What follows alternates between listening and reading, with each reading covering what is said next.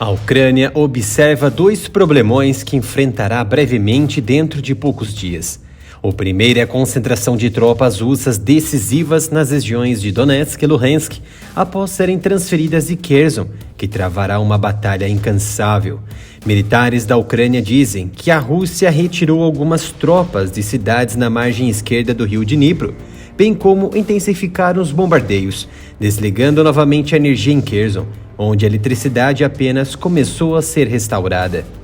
Desde que a Rússia abandonou Kherson no mês passado, o rio forma todo o trecho sul da frente. Autoridades ucranianas disseram anteriormente que a Rússia retirou parte da artilharia perto do rio para posições mais seguras e mais longe. Alguma diminuição no número de soldados russos e equipamentos militares já foram observados no assentamento de Oleshki, uma cidade oposta à cidade de Kherson, do outro lado de uma ponte destruída sobre o rio Dnipro. Acredita-se que a maioria das tropas russas na área eram reservistas recentemente mobilizados, sugerindo ainda que as tropas profissionais mais bem treinadas de Moscou já haviam deixado a área e estariam combatendo as posições de Donbas, local que a Ucrânia terá sérios problemas a resolver. Este é o primeiro relato de reservistas em ação.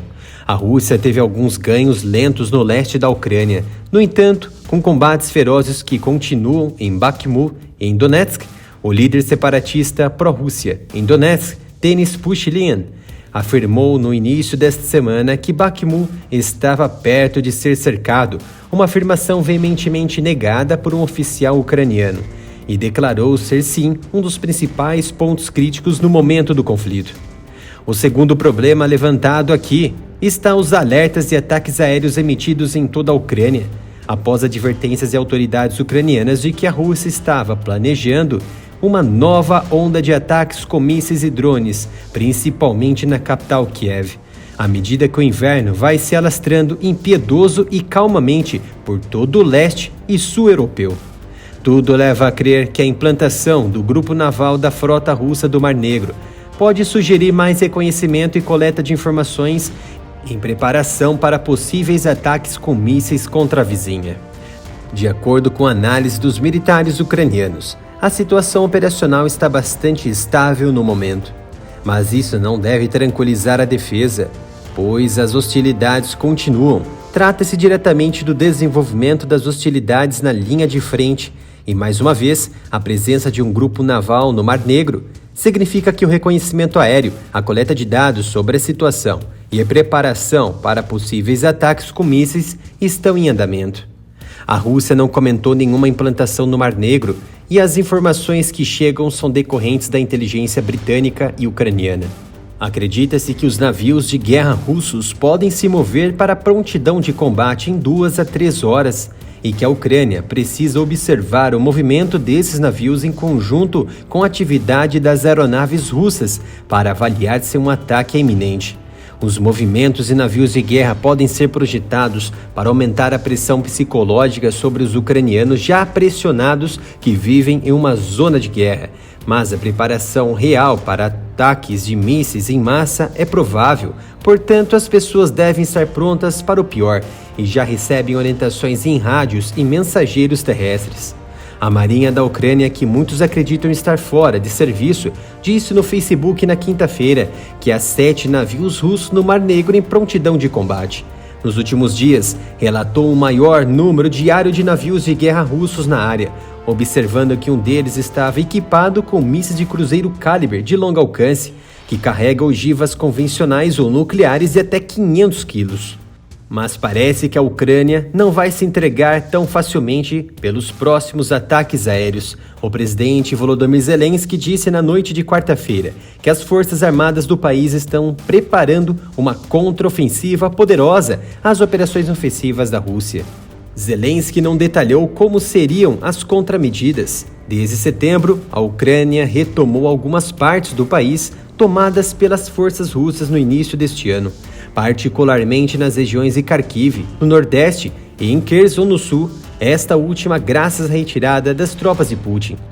As preocupações de Kiev são ainda maiores, pois a Bielorrússia pode participar de alguma forma das novas ofensivas. O ministro da Defesa da Bielorrússia disse que as forças armadas do país devem estar preparadas para defender a nação, alegando que estados vizinhos estão militarizando ativamente. Segundo o ministro, a Bielorrússia não vai ameaçar ninguém e tampouco atacar, porém deve se preparar para uma defesa e viver de forma independente em seu território, tomar decisões e mostrar que nações como a Ucrânia devem respeitar a soberania, independência e integridade territorial da Bielo. O presidente Zelensky descreveu a situação no fronte como difícil, com combates intensos em muitos cantos no leste, nordeste e sul da Ucrânia, e sua infraestrutura crítica arruinada em mais de 60% em toda a nação. Segundo o chefe executivo, as forças russas estão planejando algo no sul do país, onde os combates têm sido mais intensos na área de Zaporizhzhia e na usina nuclear local, mas não deu detalhes sobre o que a Ucrânia acredita que possa acontecer. Na terça-feira, o secretário de Estado americano Antony Blinken anunciou um pacote de assistência de 53 milhões de dólares para ajudar a reparar a rede elétrica da Ucrânia, que foi severamente danificada pelos bombardeios russos. O pacote incluirá transformadores de distribuição, disjuntores, para-raios, seccionadores e veículos.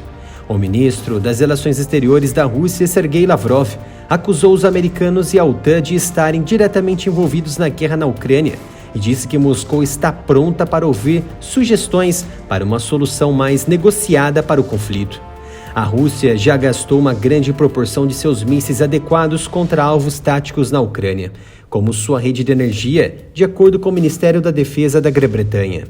A Rússia atacou repetidamente a rede de distribuição de eletricidade da Ucrânia nos últimos meses, principalmente com mísseis de cruzeiro.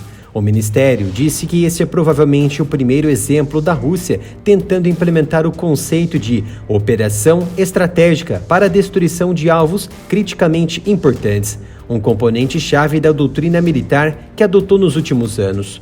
Outras evidências fortes de um levante aéreo russo veio com a flagrante concentração de cerca de 20 bombardeiros pesados com mísseis em um só lugar, provavelmente se preparando para um ataque com mísseis. Nos últimos dias, a Rússia concentrou um grande número de bombardeiros estratégicos em um aeródromo militar no oblast de Saratov. As fotos tiradas em 28 de novembro mostram que existem cerca de 20 bombardeiros estratégicos Tu-160 e Tu-95 no território do campo de aviação Engels-2. São esses aviões que são usados para lançar mísseis de cruzeiro ar-superfície durante ataques maciços à Ucrânia.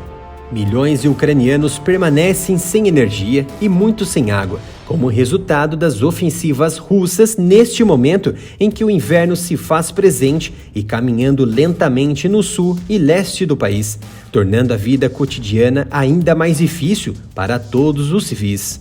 O canal precisa do seu apoio para manter o trabalho diário.